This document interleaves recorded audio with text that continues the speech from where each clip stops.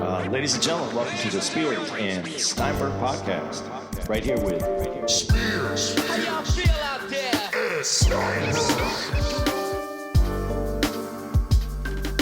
What time is it? Game time. We're in Virginia Beach. Hello, boys and girls.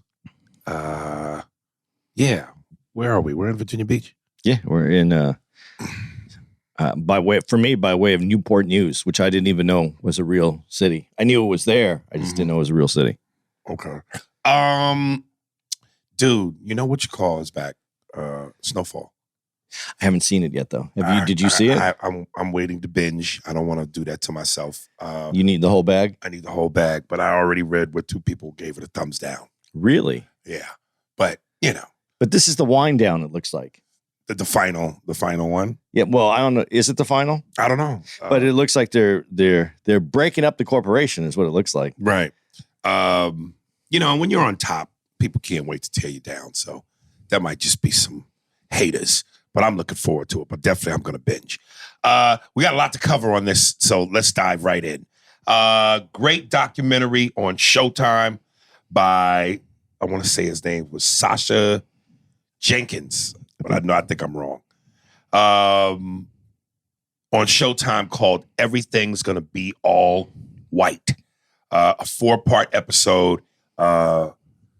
Obviously, you know, it's about race in America, which, you know, we always keep as a special here on the Spears and Steinberg menu. You looking it up? Yeah. It's actually 3 parts, and then there's that final part. Right. I only said that. I only saying that because it doesn't give you, like, if you're watching it doesn't give you the 4th part without you going back in and finding the. It didn't give them all to me. Oh, really? I had to go back in because that's an add-on piece. Sasha Jenkins, I was right. Yeah. See, look at you. Yeah, and I like that thing. I listened to the podcast before I flew out here. I like that thing we did with the almost a race to the information with the dun dun dun dun dun. But it was hilarious because the minute that kicked in, it was over. But you admitted you cheated. How did I cheat? Because you said you already looked on the phone. Remember when I said, Steve, 3, 2, 1, go? Yeah, but you would have done the same if you had your phone in your hand. No, but it was supposed to start on go. Yeah, but you know, I was doing the white version. Yeah, that's what I'm saying. You cheated, nigga. So, the opening theme song to this, every episode, where the guy says in his lyrics, the games they play, they never stop. White folks always want to be on top. They like to play dirty, dirty. And I always remember how you say, in order for us to try to solve this thing, we need to create a dialogue. We need to be able to talk to each other. And when he says it, and there's more to that, though. And there's another part where he says, they don't want us stepping in I forget how he described it, but crispy white shoes. And I go, if you're trying to start a dialogue, don't you immediately turn white people off with those lyrics? Like, do they still want to have this discussion if they hear that and go, oh, this is attack of the white man? I have issues with it for another reason, but I think the dialogue can still be started because you're giving your perspective, but that isn't the real perspective. Okay.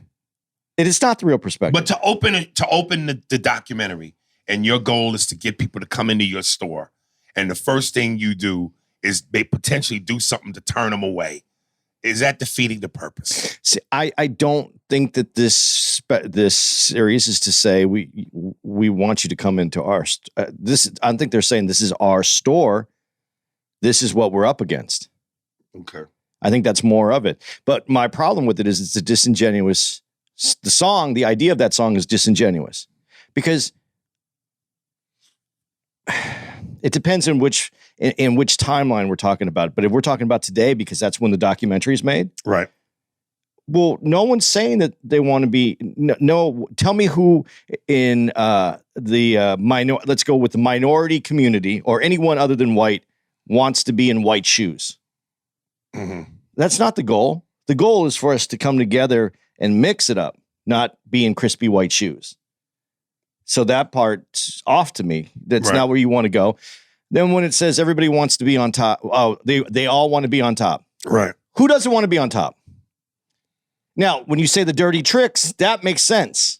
But when you say they always want to be on top, what is the whole thing? And now this is where it gets serious. When you say they always want to be on top, now we're dividing it. Now we're saying there's white people here and then everybody else, and these white people want to be on top. Culturally, the European culture, when they came over and did their American thing, that's the base of what the country was built. Idea to those people was to be this European, we're going to leave Europe and we're going to create our own country.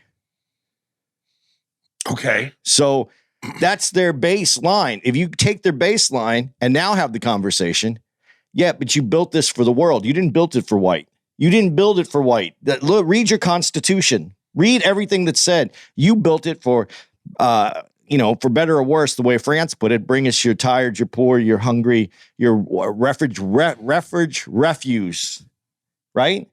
So that means everyone all over the world. So you didn't build it for white. But to that point where he says, they always want to be on top. Everybody wants to be on top, but we want to come to, and as America, don't we want to be on top? But we need to do it together. How do we do that? That's the bridge. So you're dividing it in the beginning, as you said. The only time I've ever seen togetherness, honestly, I haven't seen togetherness in my lifetime. I know, but when you ask the question, well, we all want to be on top. Yeah, we all want to be equal in terms of being successful and having the same opportunities and being on the same playing field. But you know what he was really saying. I know what he's saying, but you said the conversation. Is it a conversation killer? Well, look, I know where he's coming from. Yeah, but I'm giving the other side of why it's a killer. The only time I've seen this country in my lifetime be together is when when 9/11 happened. Because then we were all American for 5 minutes. We were all American. We were sitting at our homes watching TV, and someone came and knocked down some buildings in our country, and we all went, "Oh, this is terrible.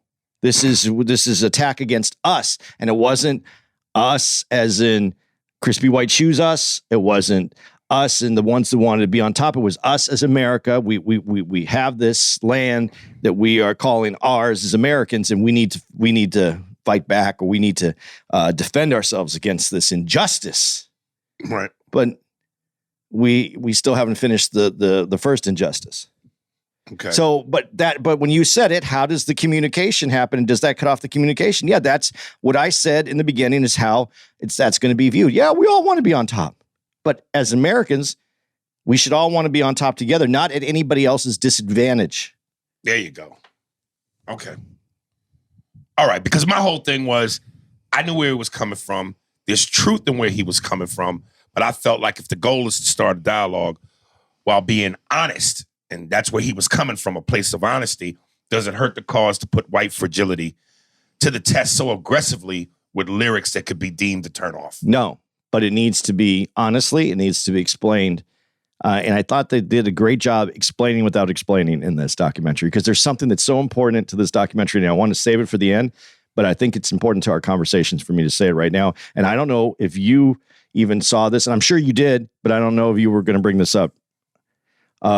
Did you noticed at the end on the fourth part series, right? And throughout the whole thing, there is no white influence in this. There is no white defense. There is no white communication in this. It's all about the people who have been underserved in the country. Right. There was no white representation. There's moments when I wanted to yell out, "That's not true," or "You're not looking at it like this." What did you think about the dynamic between, they would cut to the black woman and then the white guy, who, everything from the gorilla suit to him saying what he was saying? I thought those made big impressions, but like I said, sometimes I didn't agree with it. But here's the thing that was important to me about that. For the lifetime of America, there's always been white thought and white movies or television programs or news without any other representation. And there's been people sitting in rooms in their house yelling, "I don't agree with that. That's not how I see it. This is my opinion." This was the first thing I ever saw that had no white influence in it whatsoever. And as someone who's walked through this world very white, it was hard for me to not want to go, hey. So it was the first time that people who are watching this are white are going to be going, hey, wait. That's never happened to them before. And I think it's important that that happens sometimes so that they can see how the rest of this country has had to participate in this country. Okay, here's where I think we already about to get the waters run deep. And I'm asking you before I give my opinion, is Jesus black? Is Jesus black? Yeah. We're going to have that argument again. Oh, about the brown and the different shades. The brown, and we've seen pictures of what he is. And if you go that, he's more of a Middle Eastern, a bronze color. Is he black? Is he black? Technically, yes, he's black because opposed to white, he's black. Right. Is he one of the original people? Yeah, he's not one of the originals because the originals were before Jesus, obviously. There's people walking on this earth. If you believe in scripture, God sent his only son, so this would be years later. And in the land in which he came from, he would be of a bronze color. But yes, and I used to say in that joke, geographically speaking, Jesus is black. Well, listen, I remember at one point on Twitter, back when I was on, I alluded to what most people allude to is that, yeah, Jesus is black. And of course, a lot of feedback from people saying, yes, more Middle Eastern.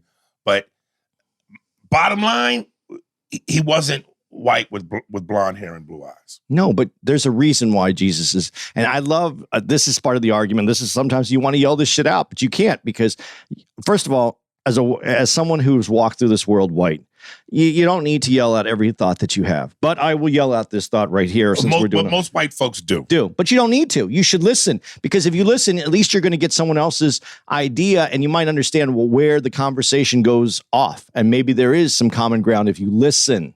Listening is very important. Sometimes you have to shut the fuck up and listen, even if it goes against what you believe and you might have a good point. Shut the fuck up for a minute. Listen, take the whole thing in, ingest it, and see if there's something else to it.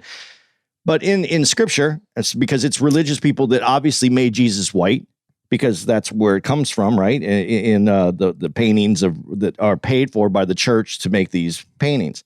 But in the scripture, it says Jesus was created in man's image.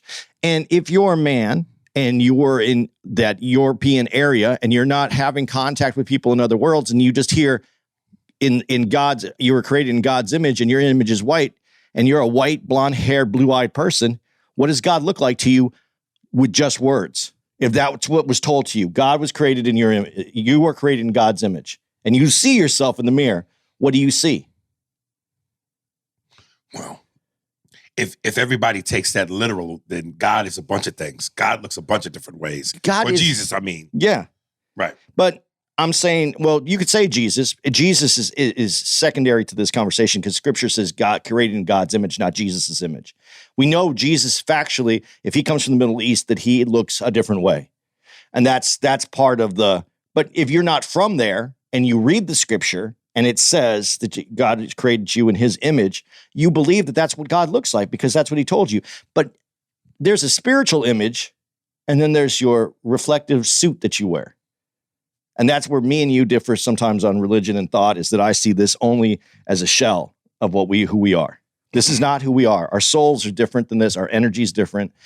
And I believe that when that scripture statement, if you believe in that we were created in God's image. I believe that's what he said. Remember, I don't want to get too much further than that, but Jesus is definitely not white. And I do believe though that we were created in God's image. All right. Dude, I had no idea that the Caucasus Mountains was a real thing. I just like the word Caucasus. I do too. The first time I heard that was from that scene in that funny comedy movie. I don't know which movie it was, but with Cat Williams and Tiffany when he's in jail and she brings in the white baby sitting with the black kid and says that's his baby. And he goes, "That's not my baby. That baby is from the mountains of the Caucasus." And I thought that was some shit he made up, which was funny to me in the ear, but I had no idea that was a real thing. Yeah.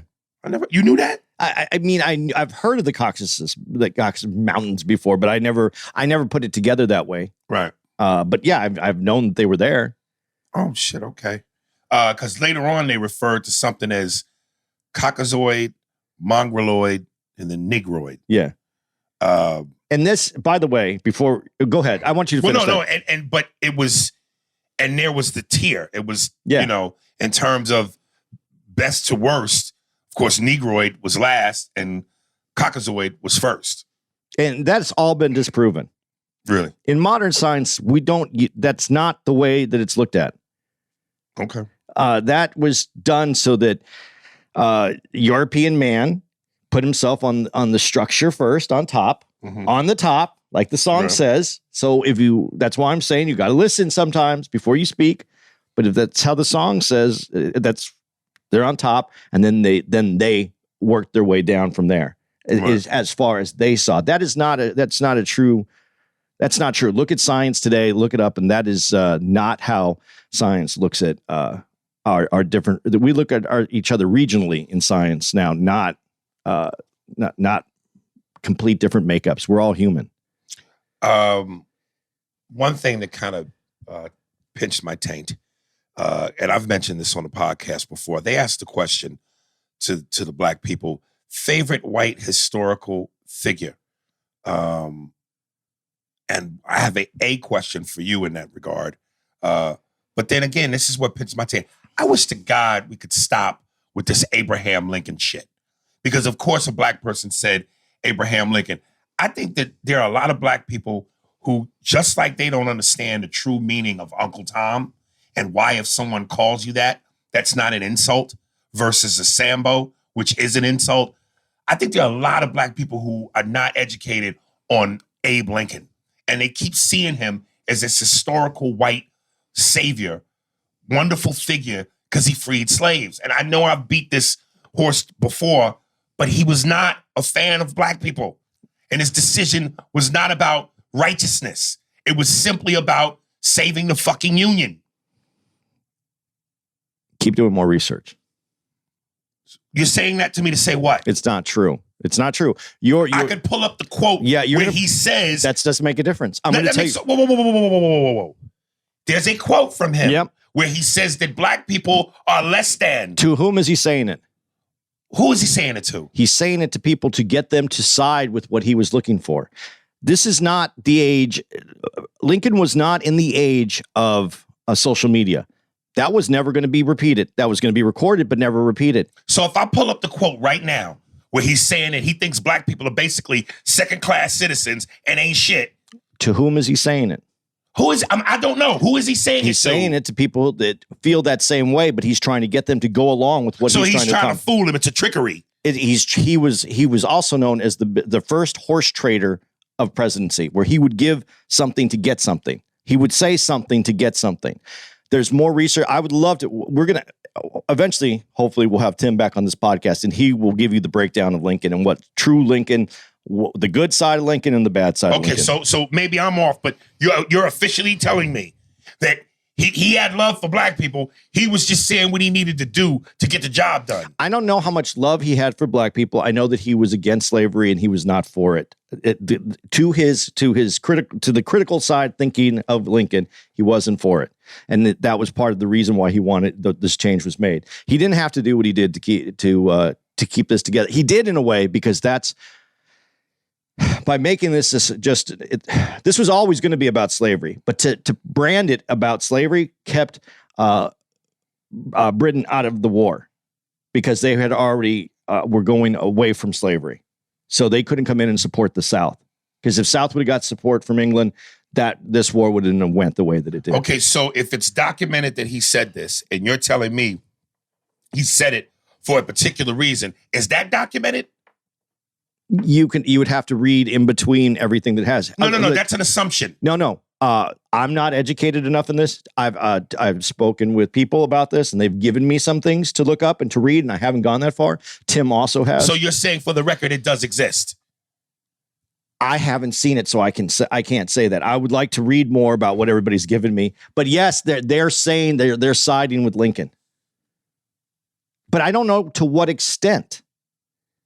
This feels like that white trickery shit. No, I'm not. No, I'm being honest. You're saying two things at once. You're going, no, because I've heard that it exists, but I haven't seen it. So does it exist or not? According to the people that I spoke to, it exists. So that's something we can look up. You can look it up and you can see what his true intentions were as he maneuvered through this, because this was an obstacle. Because here's the other thing that, people don't talk about. To get this is the trading that he did. This is to make this work. Once it was declared that there was emancipation. Fuck, I missed all that. I don't even care. Once it's declared that there's emancipation, and that once a slave is captured from the South, they'll be freed. But in the North, all the northern states, so they were allowed to keep their slaves for 2 more years. That was the deal that he had to make. So the North would go along with it, because they didn't want to just give up their money-making machines straight out, or have to replace, because in the North, a lot of slaves were used more as servants. But they didn't have to give those up. And that was the deal that Lincoln made so that he could progress with this. And those are things that don't ever get talked about, that are missed in this Lincoln discussion. To be continued, because I would really love to find the evidence of that. Let's have Tim on. Tim's really well versed on this. I'm not against it, but I want to see it. Okay. I don't want to hear it. I want to see it. Because I've seen and read where he said some foul shit, Lincoln. And then you can read and see other things. I have to see it. I have to see it. Yeah. They're contrary. I don't know that they say this is what he was doing, but it's contrary. What the other things he says are contrary to what he had said. So yes, there is both. And I wrote in my note, does Andy qualify for this question? Who's your favorite white historical figure? Larry Bird. Are you being funny or are you serious? I can tell you're being funny, but seriously though. When I heard that, the first thing I went to was the Adams presidents, because they didn't hold slaves. They were different. They were against slavery. I think that was part of their religion as well. But who is this? Adams, the 2 Adams that were presidents, the father and son. Really? Yeah. At the beginning, they're in the very beginning of America. So okay. Those white figures were definitely influential on making sure that things like in the Constitution didn't say all white men are created equal. Things like that came from people like them. Right. So, because that would have been very easy to have happened at one point. But as much as Thomas Jefferson's hated, mm-hmm. he was very careful because he thought that this was something that would be a stain on us eventually.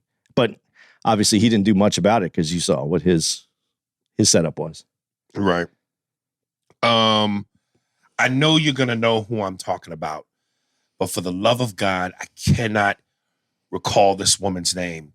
To me, now, yeah, you said Larry Bird, and that's funny. And comedically, even someone said on the documentary, Greg Popovich.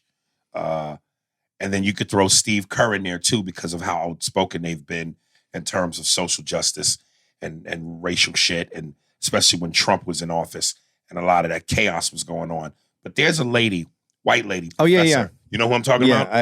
I love this woman. I mean, as much as I like Eric Dyson and fuck it, I always forget this nigga. Eric Dyson. Cornel West. This woman be dropping gems and bombs. And I love whenever they show her and she's doing these almost like racial experiments. Old white lady, white hair, glasses. Yeah, I love the quote when she goes, would any of you trade in how you're treated, basically, and to be treated like a black person's treated in this country? And of course, you could hear a mouse piss on cotton. No one said anything. Right. And there are so many things that I've seen her on via, social media, I'm YouTube. trying to find her name, but I know I'm not going to find it. You know what? Here, Steve, I'm on the count of 3. Give us that Mission Impossible, because I'm going to try to look her up too, as Andy's still clicking. These white folks cheat, nigga. All right. 1, 2, 3. Go, Steve. I have no idea where to look. No? Oh, shit. I'm not even connected to the internet. White lady, pro, black. See if that comes up. Yeah, Steve, you can, because it's going to be a minute before we both try to struggle to find this. I was going to type in, just no. Rachel Dolezal came up Oh, with that. yeah, right. White woman who racially sticks up for blacks. I like that one.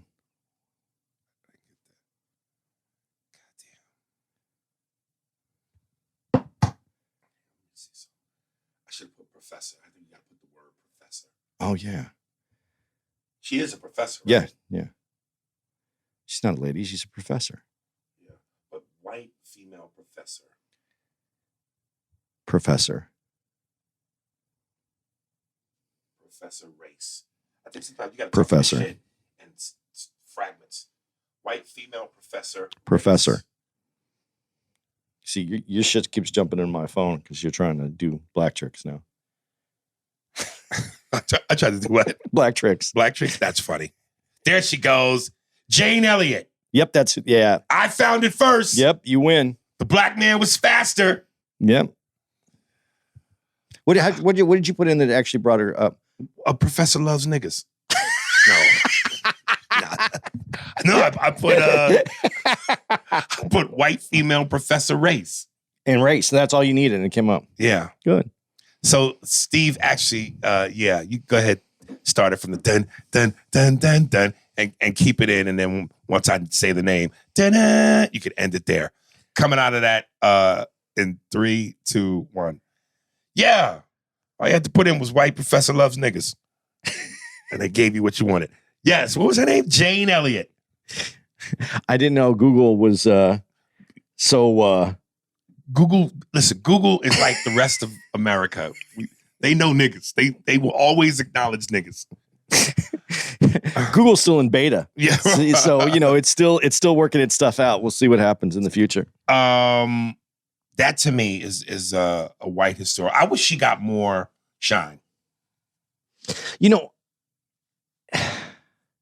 See, and I'm going to go back to what you said before. And before you hold that thought, please don't forget. Okay.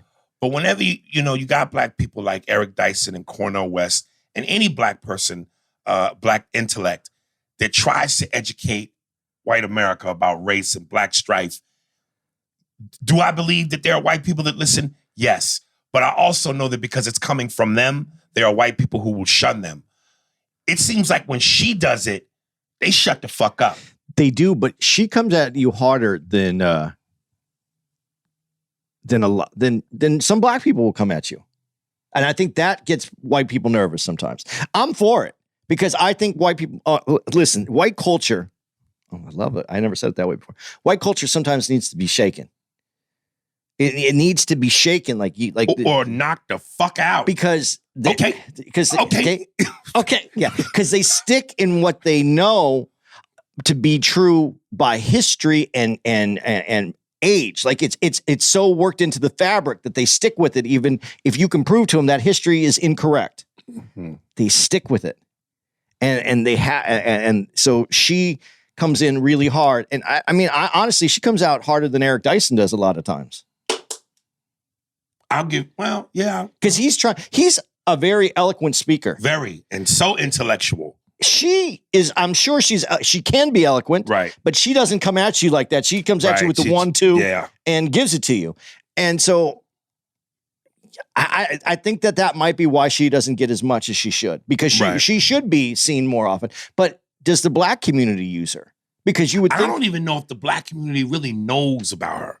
I've read some things where, in the comments, of course, there's some black people who go, that's right, she's a treasure. She's invited to the cookout. But as a whole, listen, I don't think a lot of black people know about Dyson and Cornel West. I don't know. I really don't know. That's not for me to even try to figure out. I find them to be completely interesting individuals. And Cornel West, dude, he's like one of my favorite people to watch because I've never seen someone so angry and so happy at the same time. Right. Right. Do you know what I mean? Yo, I know exactly what you mean. Yeah. I used to think if we could have did a skit of a parody of Real Time with Bill Maher, and I'm, sitting next to Bill Maher as Cornel West, as I make certain points, for lack of better words, I affectionately hug him a lot, stroke his hair, give him a kiss on the cheek, I'm real touchy-feely. I know exactly what you're saying. I know exactly what you're saying. But I think that also has to do with someone who really knows who they are, in touch with they are, feeling confident about who they are, Right. and understanding also the world that they live in. And I think those two are separate. And I think sometimes, and white culture does this too, they get caught up, and it's very caught up, and they can't take the pain of what is being told to them, and they put it directly on themselves. So it doesn't work when you do that. That's why you're defensive. That's why you're like, no, Right. You have to be able to be content with who you are as a person, receive this, and want to do something different, and not have those two, not have all this negative represent you. It only represents you because you're not willing to challenge yourself to do something about it. That's why it represents white culture. Right. And again, it's, like you said, it's a 3-part documentary, but there's a 4th part. And Amanda Seales is in the 3rd part, but I want to bring this up now because I don't know if we'll have enough time to get it all in, but so I want to get this in because this was important to me.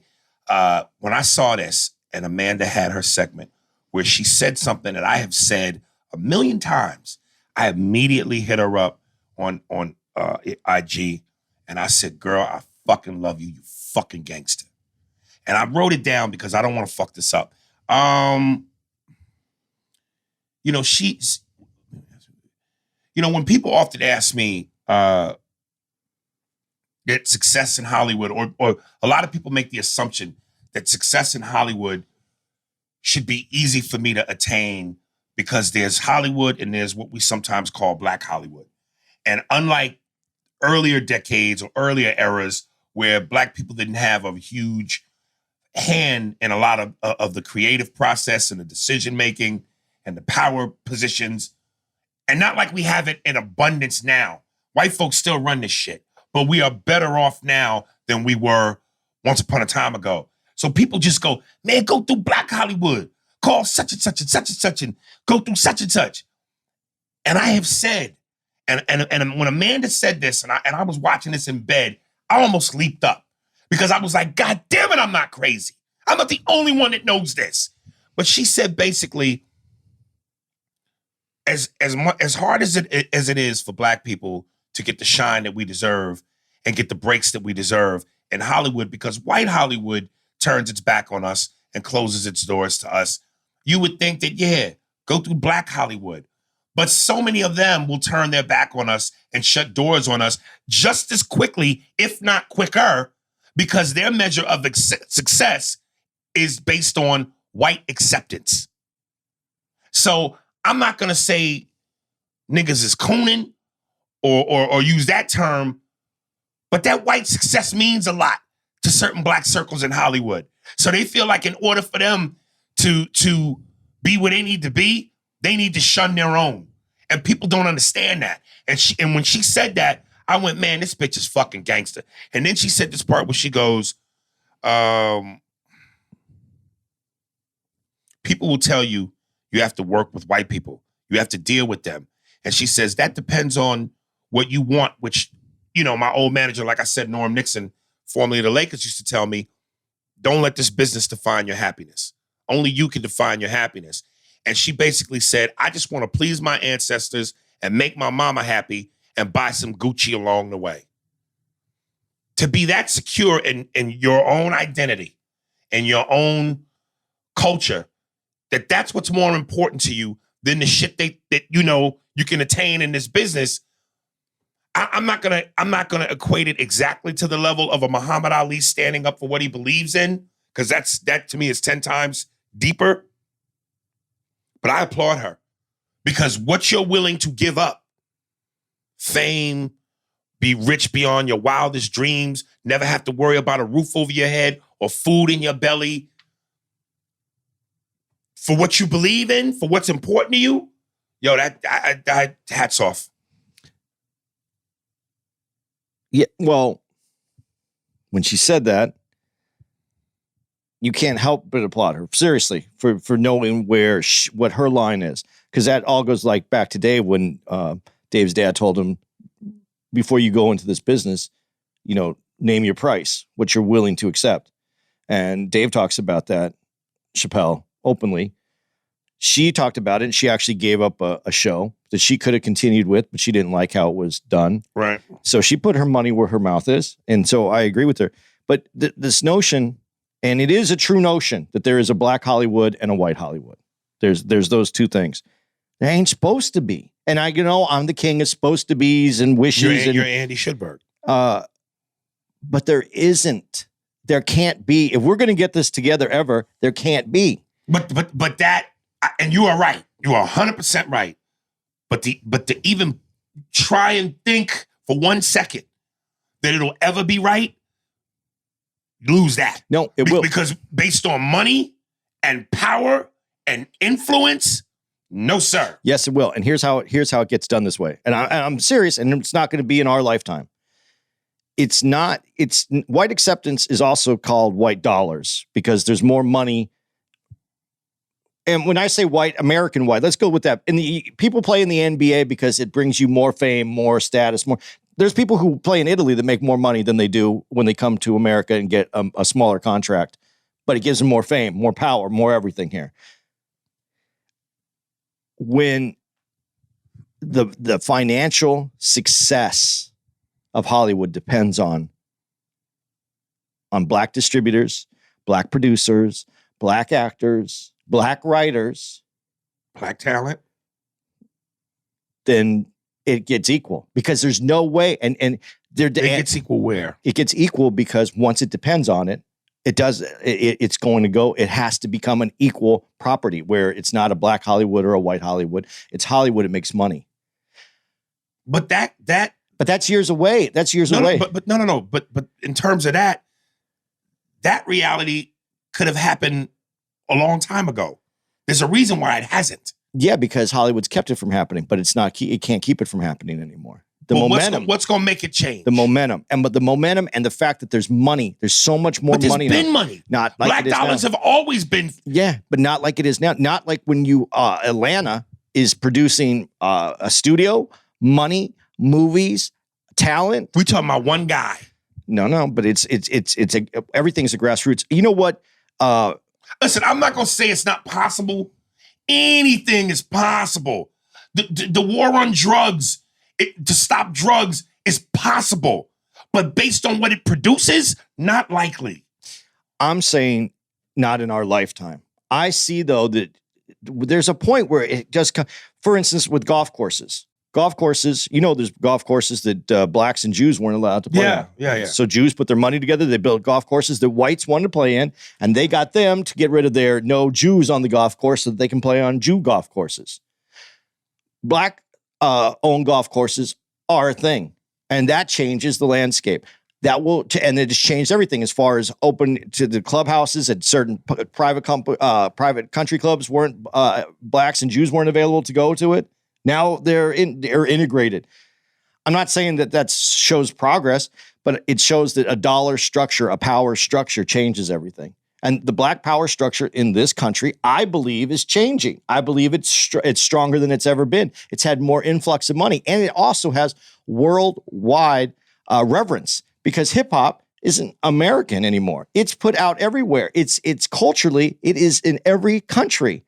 So, and that is a black American genre is hip hop. There's more here than there's ever been before.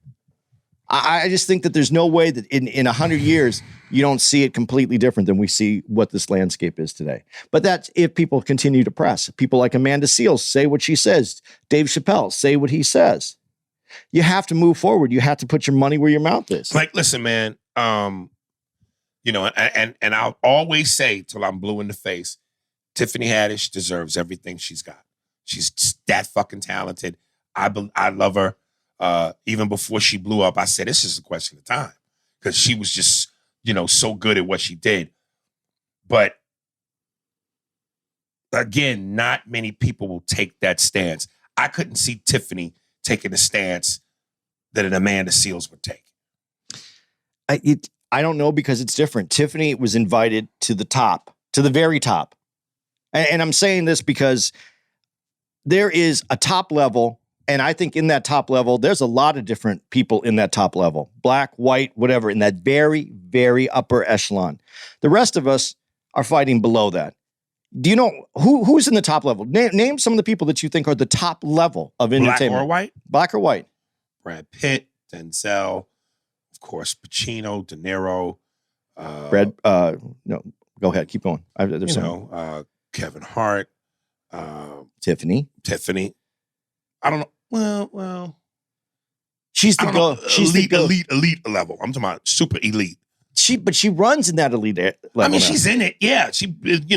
But that's this level that I don't think many people get into ever. No matter how good or how talented you are, there's plenty of famous people that are extra rich. I know, but a heavy amount of politics and racial shit plays a part in that. It does, but the more different faces that are in there, the more non-white faces in there, it changes that upper level. My thing is, does it really when it's controlled? It still does. It's controlled. Yeah, but you don't think Jay-Z makes a difference in that game now? I mean, to an extent. I mean, he's more a music guy. But he can produce some things. But he's still in the upper echelon of entertainment. Yeah, if you said a power couple, who's the power couples that are like couples? When you say power couples, you're talking about like Jay-Z and Beyonce? Yeah. Oh, I don't know in terms of... Do you think 50 years ago, there wasn't a power couple that made a difference in America that were black? No, listen, I'm not denying that there have been strides, but I'm just talking about to the point of, we run this shit? Nah. But no. I'm saying the strides from that point to this point are here. And that was with a vast amount of opposition. What are the strides going to be from here to the next level? Listen, I'm the what if king. I'm the should be king. I'll take it. But I believe in a future that I see that I can't produce yet. But I'm not going to be here to produce it. I believe it's coming. This almost takes me back to, again, the title song. When the guy's talking about, they want they want power. That's too much power to give up. That's too much, and they'll fight for it tooth and fucking nail. Of course, the people at the top are always going to fight for their power. And they're white because of their proximity to where they are, and so they're going to keep it because that's what they're comfortable with. But let's flip this.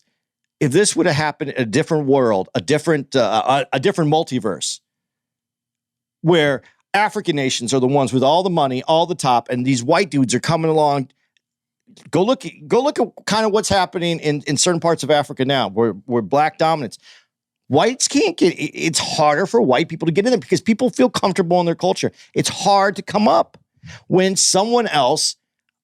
I think these are uniforms, but when you use your uniform and create your culture to tap into it and try to get on that upper level, it's harder.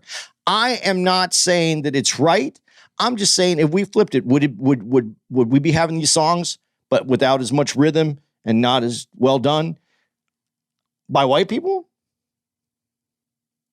No. You think black people would go, yeah, we want you to have a little. But black people have never been power hungry like that. That's not, that comes with a whole mentality and a whole feeling of superiority and dominance. It's hard to say. It's hard to deny what you're saying because black people have helped other communities. We're the most forgiving race on the planet. We just don't come from that power. We're superior. We dominate. We don't do that. But power structure was different when that part of the world ran a lot of the world. There weren't, we didn't have the technology that is available. I don't know if it would be different. I really don't know it would be different. I think anytime that you go to a different country where you see somebody in charge of that country, if you go to Italy, Italians are in charge of Italy.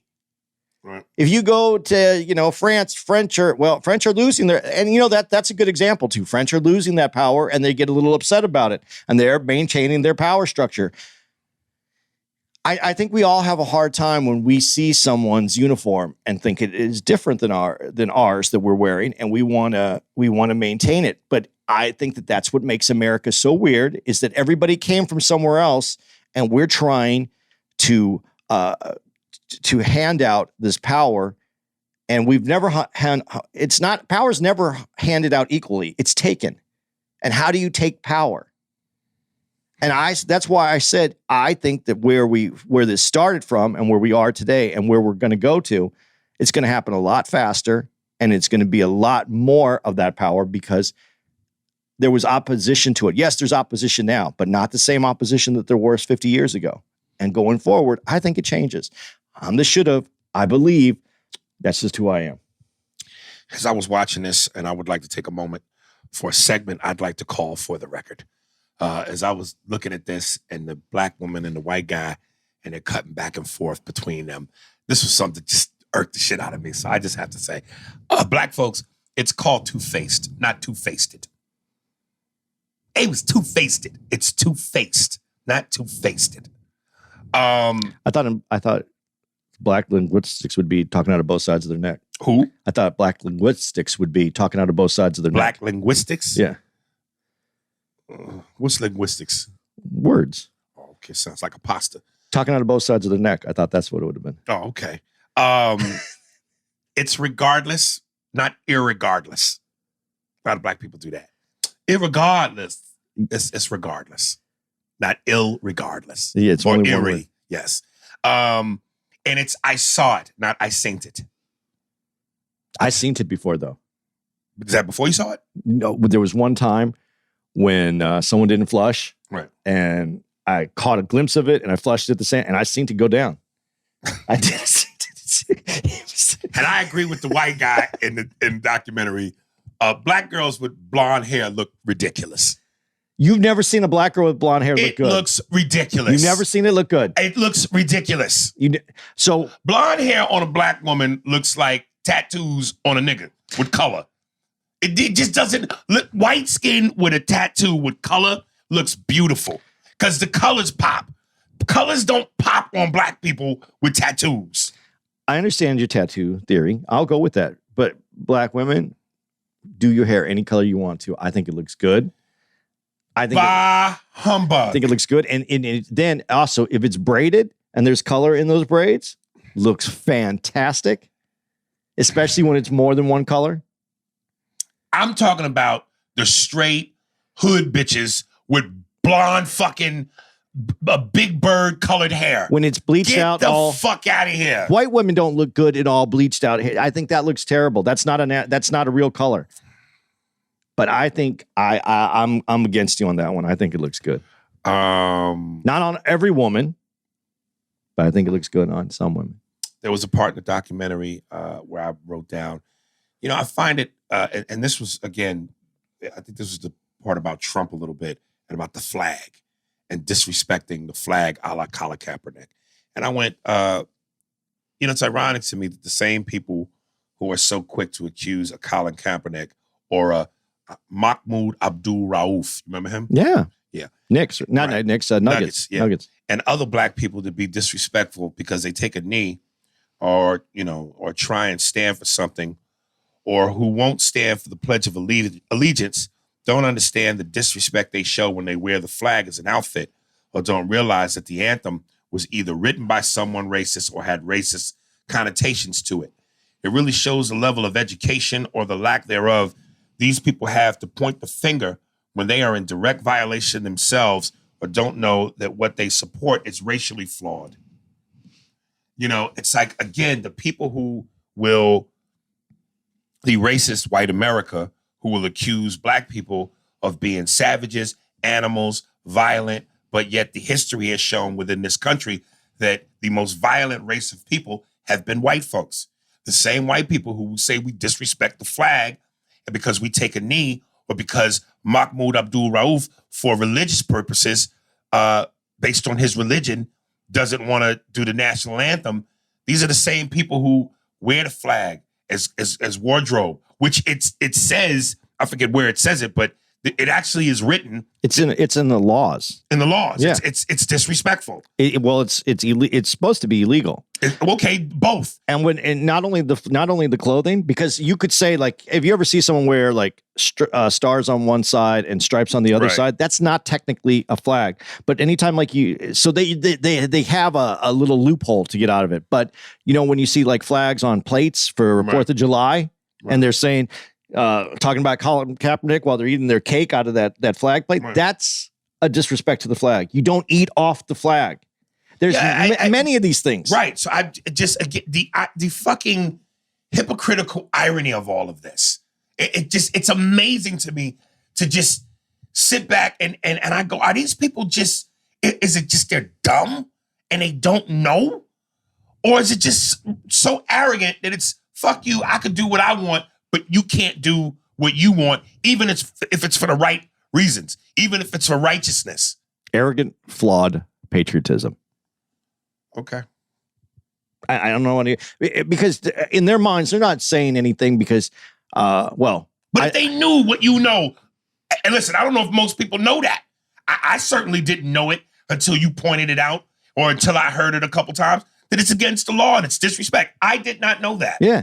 So are we chalking this up to they just don't know? I found out about it. Here, I'm going to tell you how I found out about it. I found out in the 80s.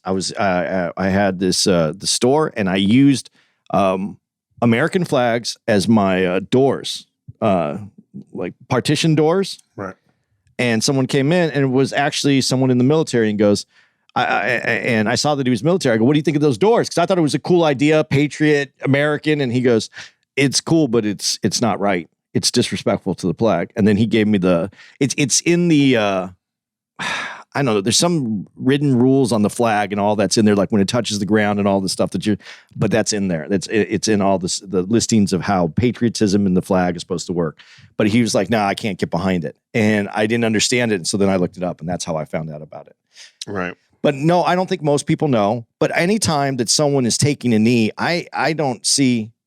And the best example is used is when you see someone that you respect taking a knee in front of the flag for religious reasons, saying because they're Christian, right? Which was Tim Tebow, took a knee, right? And that's okay because he's Christian.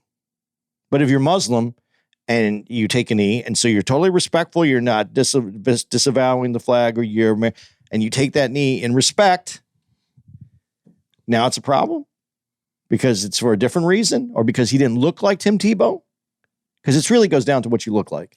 Of course.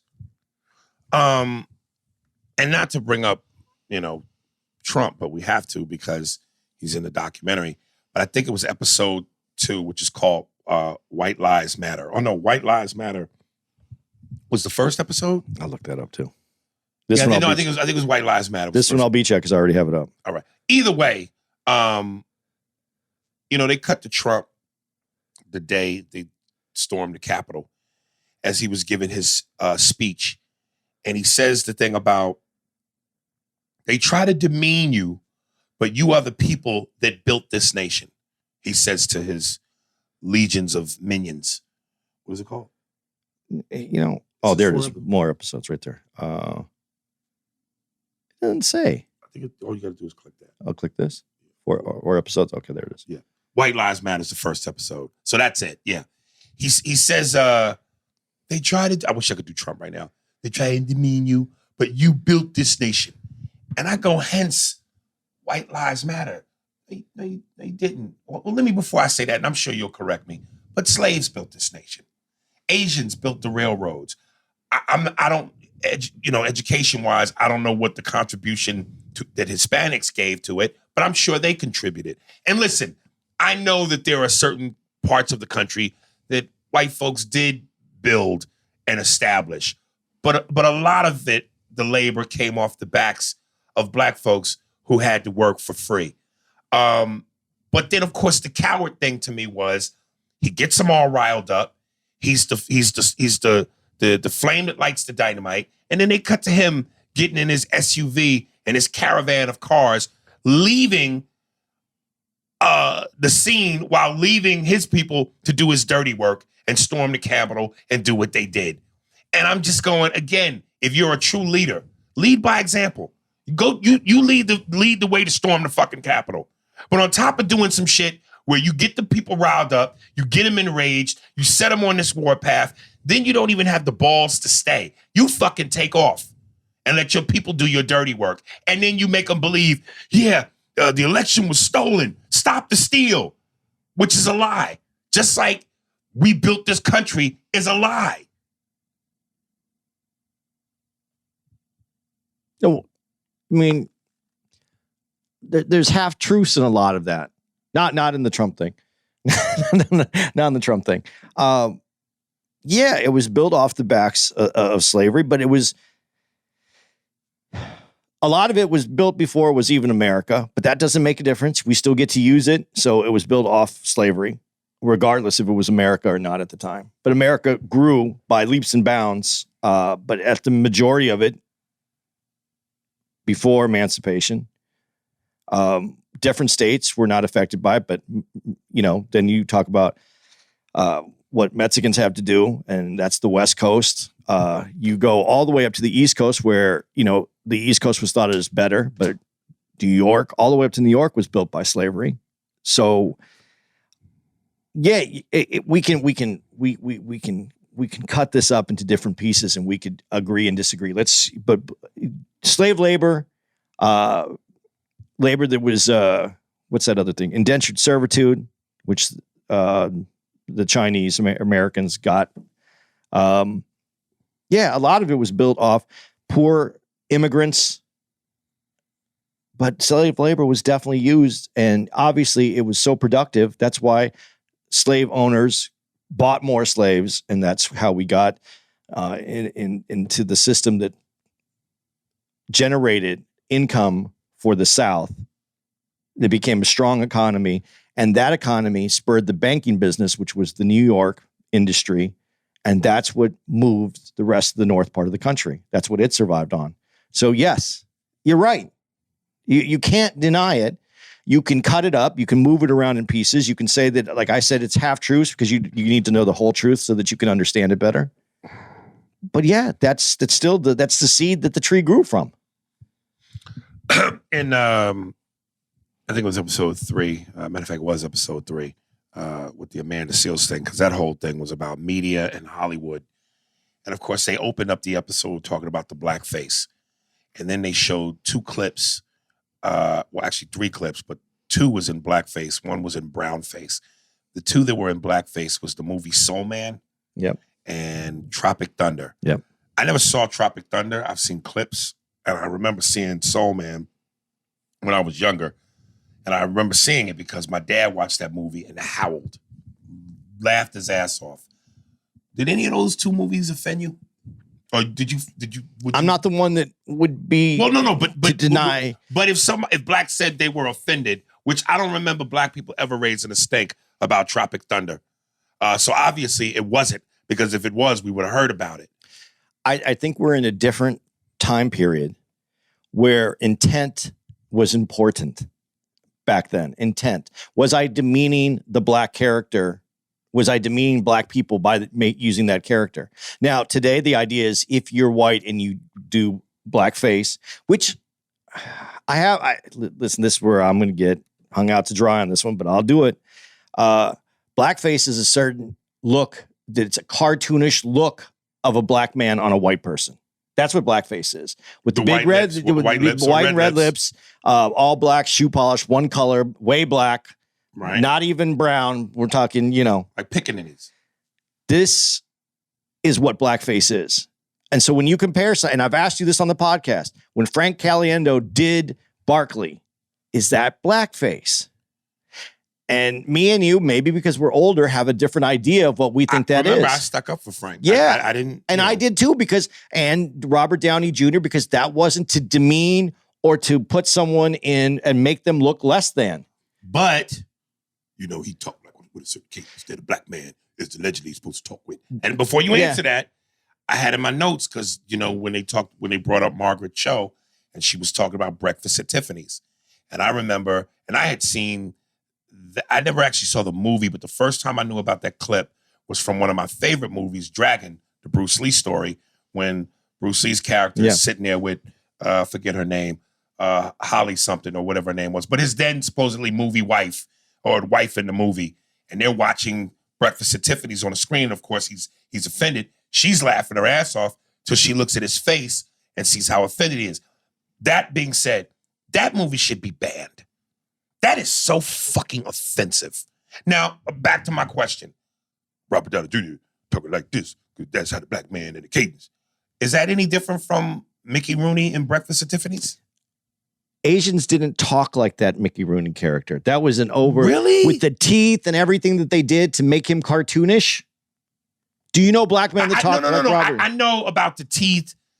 And look, it's so cringy making his eyes look like that. And yes, the buck teeth.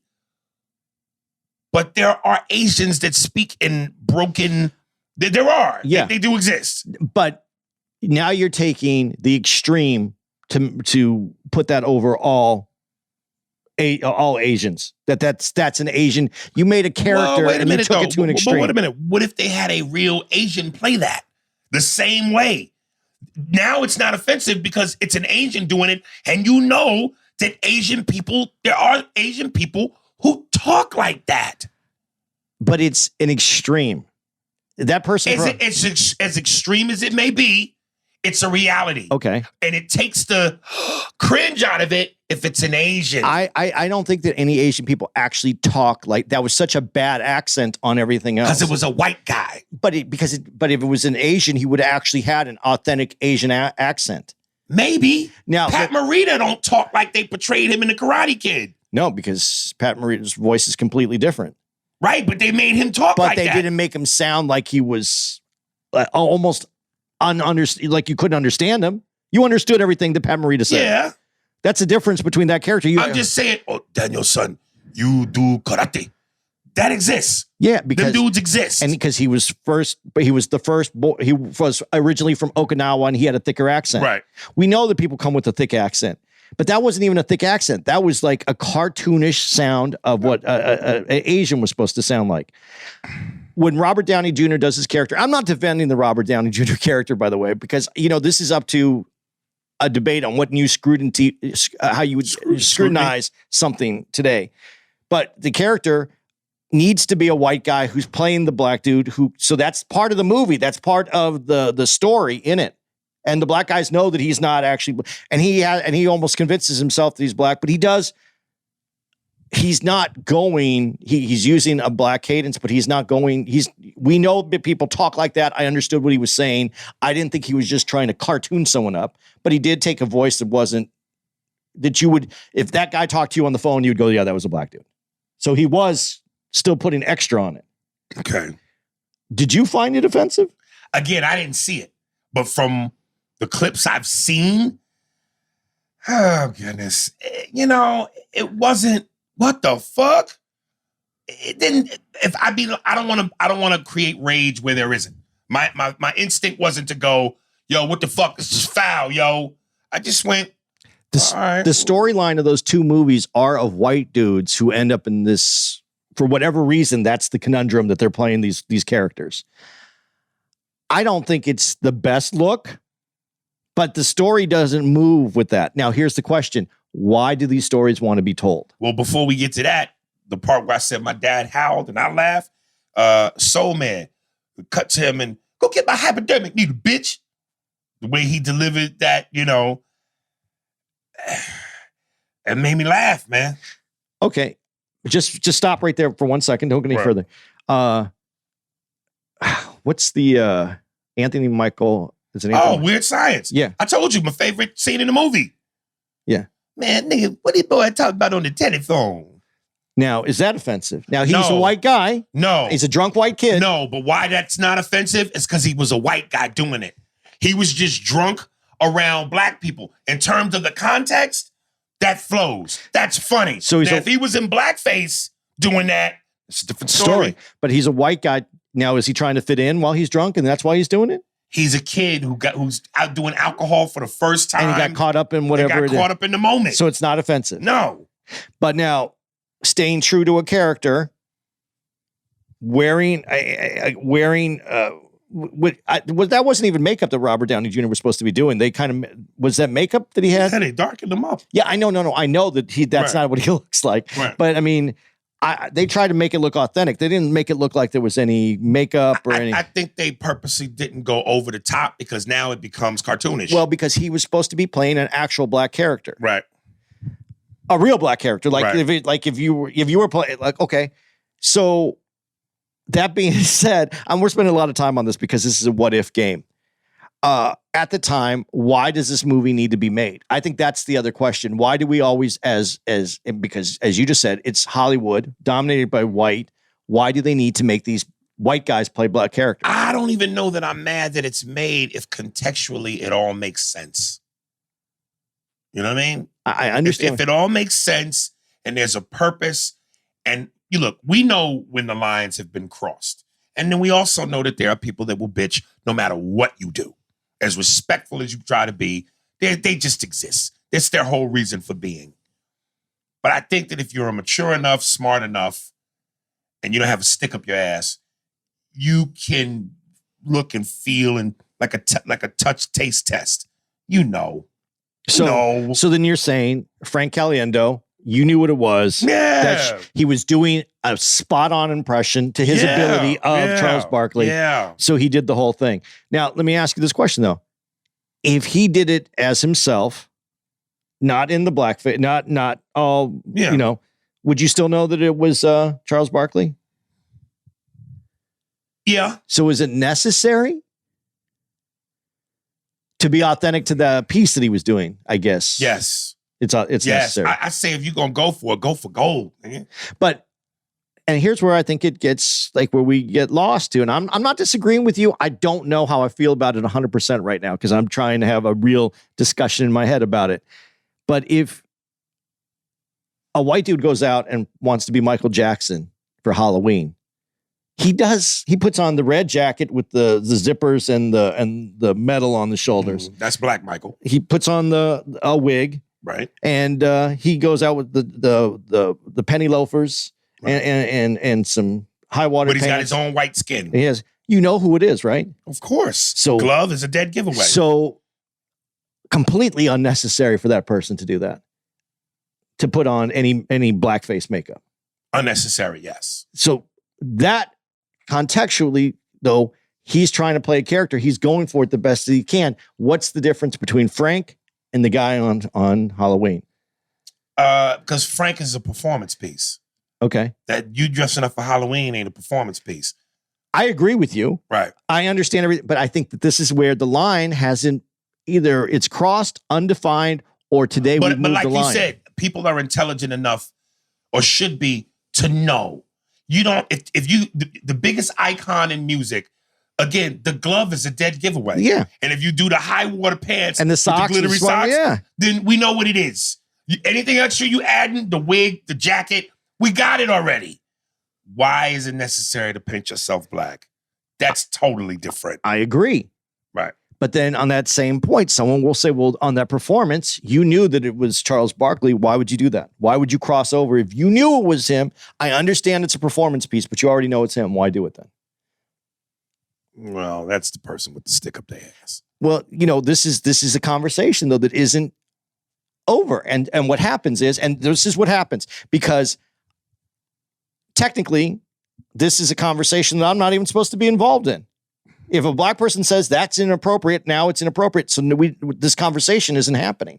There's no one having this conversation. So the conversation should always be had. But as that happens, now people like Frank had to apologize. Robert Downey Jr. had to say, I don't know if Robert Downey Jr. ever even addressed it. Honestly, I don't. But everybody that you go back into their past that's had these like things like this, they've had to say something about it. And that's unfortunate. That's unfortunate. Like, look, I didn't know, and I grew up as a kid in the 80s loving this movie, Short Circuit. The Indian guy. Yeah. That's a white dude. Now that one, I didn't know that. if you're Indian now, that's pretty offensive. And it is offensive because even though that's a performance piece, come on, man, you could have hired an Indian for that. Okay. But here's where again it gets blurred. The guy from The Simpsons that did Abu. To me, you're not seeing him. So if he does a spot-on accent and he's an actor, which means being able to have the accent is one thing. But if you're not an actor, you can't deliver performance.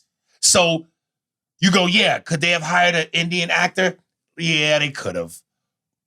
But if he did a spot-on accent, Hank Azaria, and he was funny, and you don't see him, I don't understand. I don't know that I see the problem with And when that. you're doing, and listen, I'm not defending this. I'm going to ask you, I'm just putting these questions out there. You have a room with 5 people in it, 6 people in it that's doing this because this is how the production's made and you got to make it quick and you're doing it. Right. And you have someone in the room and they say, does anybody do an Indian accent? That's all they ask. That's the question you're going to ask when you're doing a cartoon. Does anybody do an Indian accent? And I think that this is where I found this one part of the series to be a little, I question this. Why did they stop with just the Indian accent? Because the black character, what he had his own show. What's his name? What's the black character's name? Short circuit? No. In The Simpsons. Black character. They made a whole show of him. Oh, you're talking about Family Guy. Oh, Family Guy. I'm sorry. Cleveland. No, Family Guy. Yeah. I don't watch all this stuff, but Cleveland is a white dude. Yeah. Why didn't they bring that up in this? I didn't know Cleveland was a white dude. White dude. Really? He was there.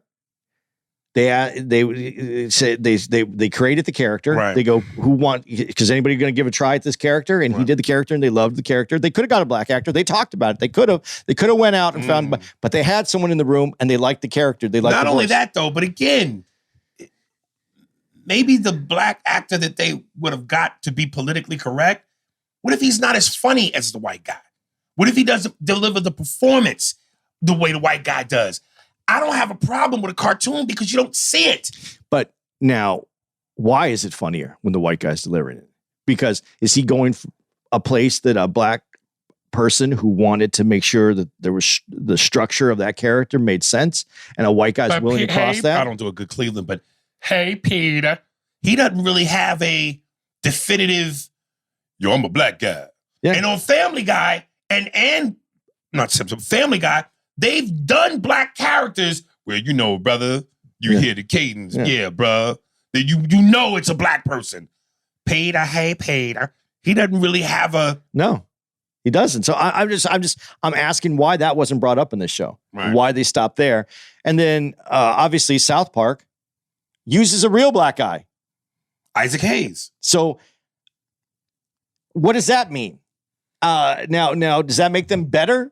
So if I take these 3 cartoons and I put them in front of you, do you want to be offended over 2 of them and not offended over 1 because they're all cartoons? I think sometimes we make the dance more complicated than it needs to be. Sometimes it's just a regular dance. We don't need to crump it out. I'm just asking the questions because people, as soon as someone says it and deem it racist, then that's the end of the conversation. Let me say this, and this is really my last note. It's 2022, and I don't remember the exact year, but it was recent when was it Charlize Theron or Scarlett Johansson did the movie based on, it was both a video game, Ghost in the Shell, Ghost into something, I think. Yeah. And that's a Japanese character. And here's a white woman playing a Japanese character. Matt Damon did some sort of a samurai movie where, again, whitewashing. And I'm just going, how the fuck in 2021 or 22 or whenever it was made, do they not know that's an issue? Okay, let me ask you this question, though, because of the Scarlett Johansson one. Did you see the movie? No. Did you, before... I played the video game. Okay. Oh, you played the video game? Yeah. Okay, so you knew it was an Asian character? Yeah. I had no idea it was an Asian character. Really? So when you go to Japan and they make Japanese movies and they'll use a movie that came from Hollywood that's all defined as a white movie. Right. Are they Japanesing it up? Right. I'm only asking. I'm not making any statement in anything that I'm asking.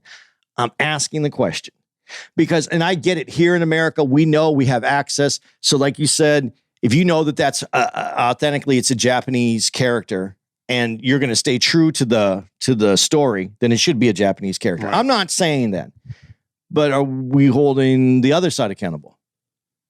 If we make a white, the Tannenbaums, and we send that over to Japan and they make a Tannenbaums movie, Is it supposed to be? Should they be using white dudes? I want to say yes. But we know. But isn't Tannenbaum Jewish? Well, yeah, but I'm just using the Tannenbaums because it was the only name that came to me. But it's such a Jewish name. Okay, we'll make another one. And when they do All in the Family, if they made a remake of All in the Family, does that have to be white dudes? Could they do it of how a racist Asian might think about it? I don't know, but that version to me is going to stink. Okay. Yeah, it probably will. And I'm not disagreeing with it. I go, but these are things that have to be thought out. And I think when we make it so definitive, but I think I did see that Scarlett Johansson movie. And I think that the idea was, I still felt the Asian character or the Asian texture of that movie, but then it's Scarlett Johansson. So that's where there's a problem. Here's the other thing I think is the sad reality. People get away with what they can as long as you allow them to. And I think a lot of minorities don't care. I think black people care the most given the history. But it seems like when Hollywood has whitewashed Asian, Hispanic, they just don't, that community doesn't care enough. There might be certain pockets, individuals who go, that's offensive, but as a whole, they don't give a shit and they don't raise hell. Therefore, if you don't, slap the hand of Hollywood or hit it on the wrist or give it whatever, they're going to keep doing it. Like when they brought up with Margaret Cho, how she talked about David Carradine and Kung Fu. That's the one that's really funny to me. And she pointed out, barking like a dog. It was offensive. How is he going to be playing it? He's not Asian. But then she went to whatever the Comic-Con or whatever the thing is that he showed up at, and she became for lack of better words, a fan. She because the guy asked her, "Yo, did you say something to him after you got the picture? Yeah. Like, yo, what's up with you playing?" Nah, I really didn't because, well, then there you go. I don't know that enough minorities that aren't black give a shit. Well, let me ask you this question though, this way. David Carradine plays that character. They didn't use an Asian for it. They weren't going to use an Asian for it because at that period of time, they probably would have just passed on making the movie rather than. So they make the movie. David Carradine's the lead. All the other Asian actors are in it. So all the other Asian actors are working. So you create something, a genre that's still talked about today, and it influences Asian culture into American culture. Is it worth it? Because now Asians are the leads in any of the films that they're going to make with an Asian, if that's the choice. So is it, when you say, and I'm not defending it, I'm asking in a world that progresses, if that's the progression, if that's the first step to get to the top, is that what happens? It's hard to denounce it because when you go, well, it gave a lot of Asians work, so you don't want to shit on that. But at the same time, I got to go back to Amanda Seales. What's more important to you? You have the chance to be the lead, the hero, the fucking guy. Shouldn't that be more important than 100 Asians working? And if he is the guy, well, then you still gonna get the Asians working. But if they're not going to make it, and 100 Asians don't get work, and it doesn't move the culture along, is that a problem? And let me ask you this question. It's unfortunate, but what's really fucked up is that Hollywood knows better. Hollywood, did they know?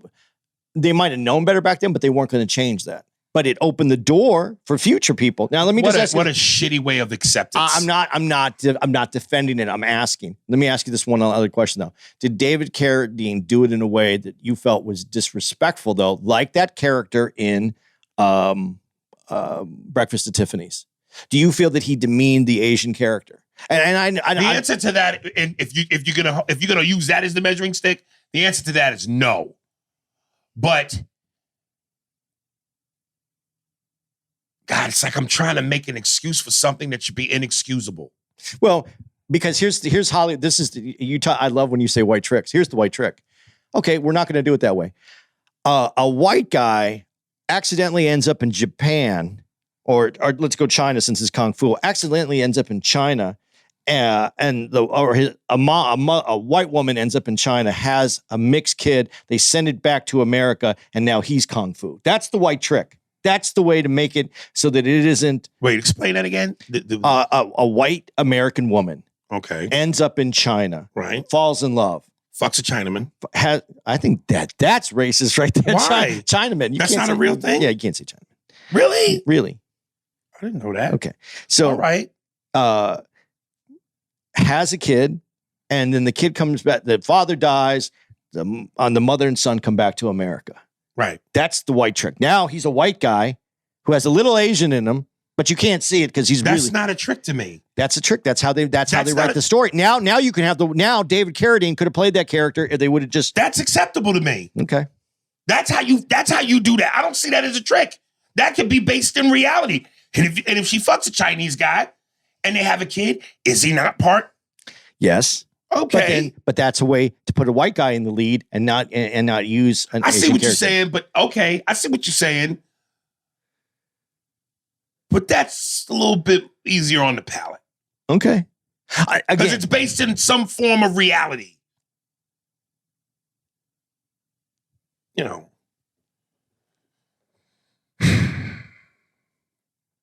God, you just brought up something I wanted to ask you so fucking bad.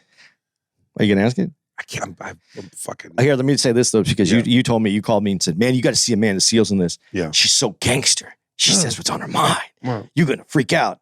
And I saw it and I was like, "There isn't nothing there. Everything she said was true." And I thought that was funny. I don't know if I'm cut different or what it is, right. but it didn't offend me whatsoever. Everything she said, I was like, "Yeah, right."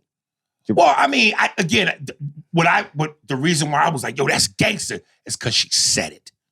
Most niggas don't want to say that.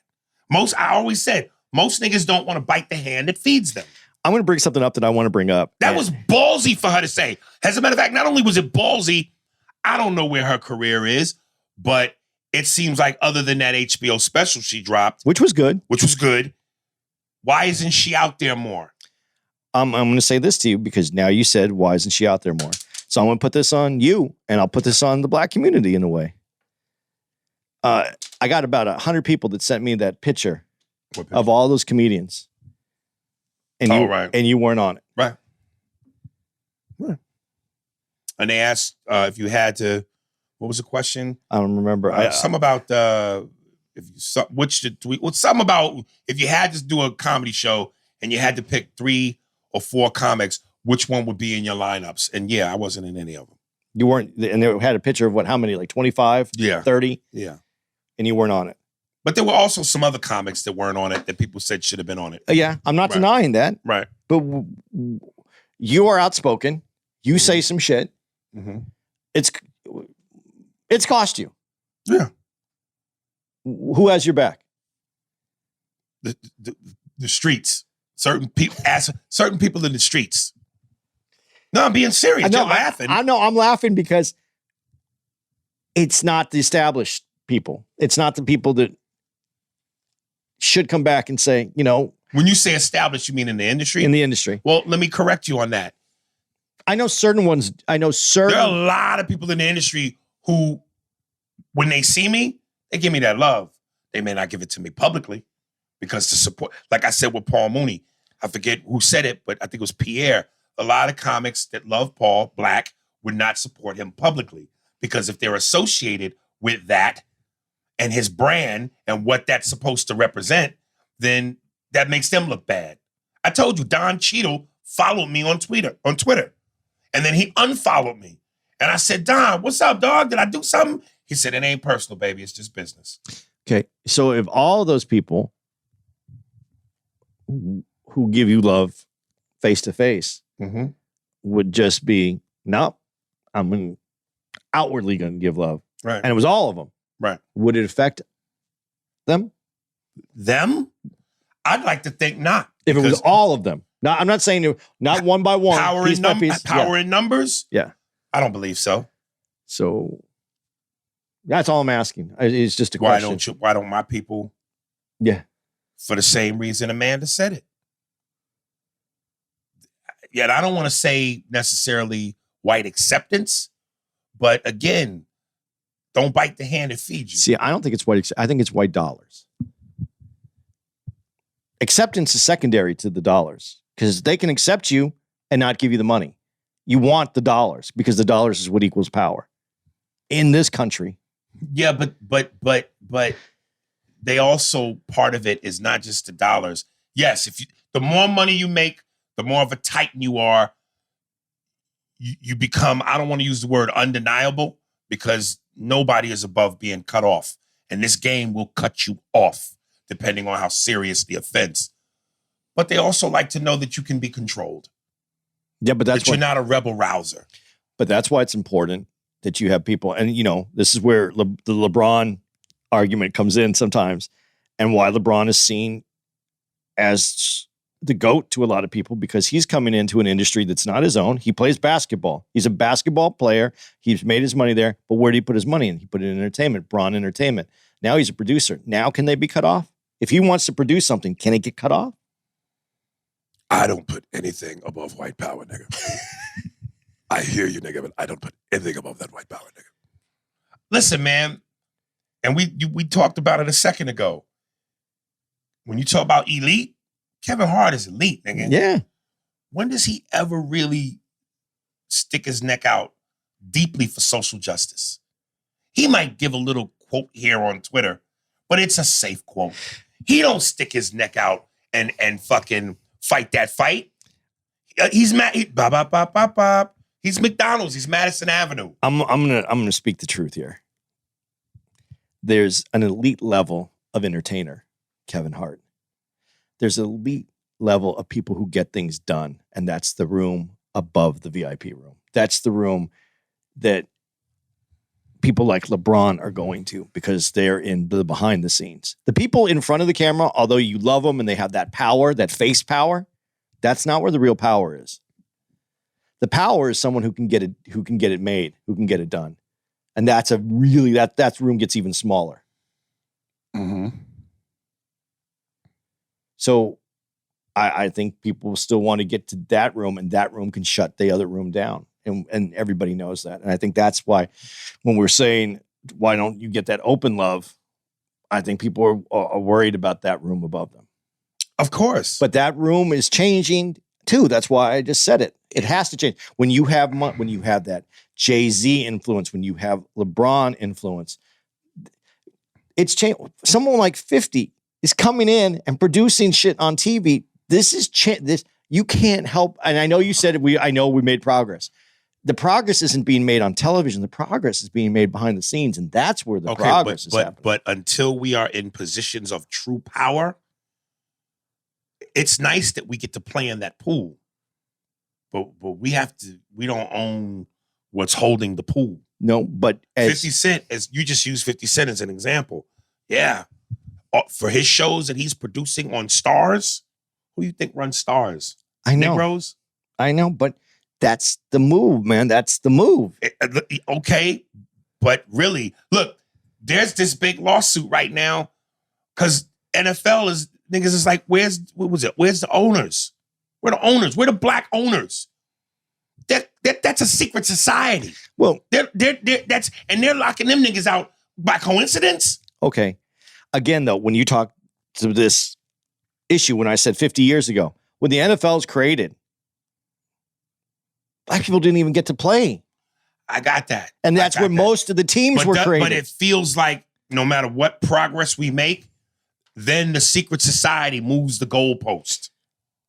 We'll let you niggas have this, but now you won't be able to attain that. And every time you attain what we said you couldn't attain, guess what? We done created some new shit you can't attain. So no matter how much you move forward, we 5 steps ahead. It's changed. Again, that's going to change too. It has to change. Shitberg. No, it's happening now. We're watching it happening now. We're watching a lawsuit happen because it's not happening. That lawsuit. You hear that, folks? No. I want to make sure that I say this because the lawsuit is about coaches. And the important part to include in that lawsuit is that lawsuit, the Rooney Rule, all that shit was a Band-Aid to what you're talking about. Because people are going to hire, black ownership would be more likely to hire a black coach, where white ownership is going to be more likely to hire a white coach. So Okay, I and agree we'll- with what you're saying. Okay. We need black ownership. But as we're watching this money pile up, this development of huge cash influx that's coming from black leadership, you're going to see this happen because it has to happen. And it's not a matter of just happening because they wanted to or don't want it to. Money makes moves. Money moves shit. Money's also power. And there's more, and the we power know- is building. I know, but one group ain't rushing to relinquish power.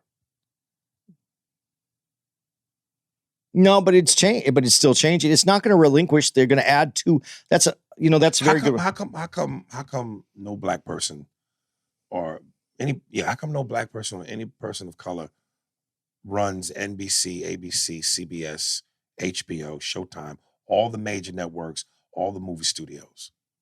Yes, Tyler Perry is doing his own thing in Atlanta. And, there we go. And that's. But he ain't even on the level of no, but those motherfuckers. Again, it starts somewhere. And it needed to start. And it started. And I'm not saying it's enough. I'm saying that's the beginning. Okay. So, like I said, whatever amount of years it's going to take, not in my lifetime. I think in my children's lifetime, they see a different kind of American. I think in their children's lifetime, maybe they get to the America we're supposed to have. Right. I don't know. I know that's not enough. It's not the right answer, but I think it's the honest answer. Okay. Well, I think that's it.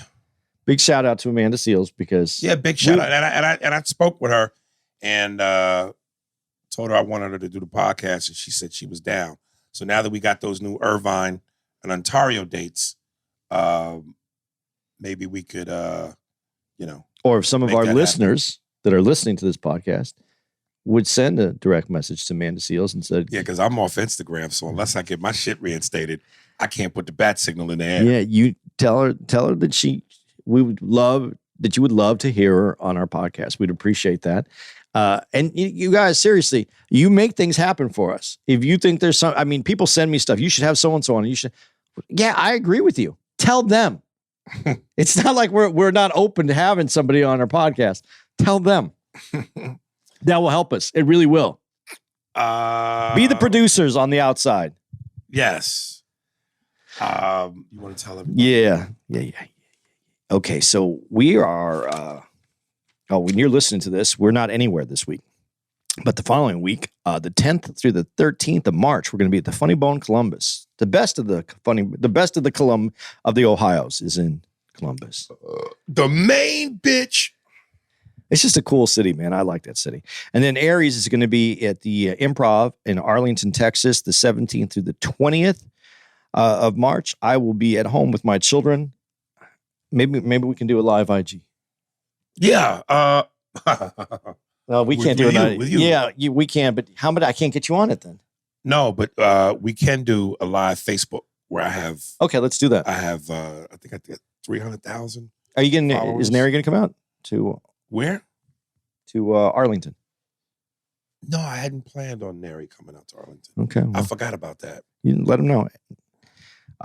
And then on the 25th and 26th, we'll be at Cincinnati Liberty Township, which is two different cities, but under one name, Funny Bone. Cincinnati Liberty Township, Funny Bone. That's the 25th and 26th. Warriors and I will both be out there. And rounding out the end of the month, the last day of the month, we will be at Off the Hook Comedy Club in Naples, and we will finish up there April, 1st, 2nd, and 3rd. And then on and that's in April 7th through the 10th, we're going to be at Comedy Factory. Baltimore. Baltimore. I'm going to leave it right there because I'm thinking now I need to go to Lexington Market. I will never go back to that motherfucker, dude. That was such a traumatizing visual event. And I saw that on a YouTube joint. Imagine if I had been there. Oh, God. Scurry. That thing was... Then it got angry. And it'll be our first time back in Baltimore since the plexiglass. Yeah, which was the greatest impression that you've ever done. I mean, I'm telling you, I was so angry that you did that because I was like, that was so simple. And Was he that's talking about- when genius happens. Is that the mouse impression or the black dude prison glass? The mouse impression was the one that got me. The black dude in the prison glass, that was funny too. But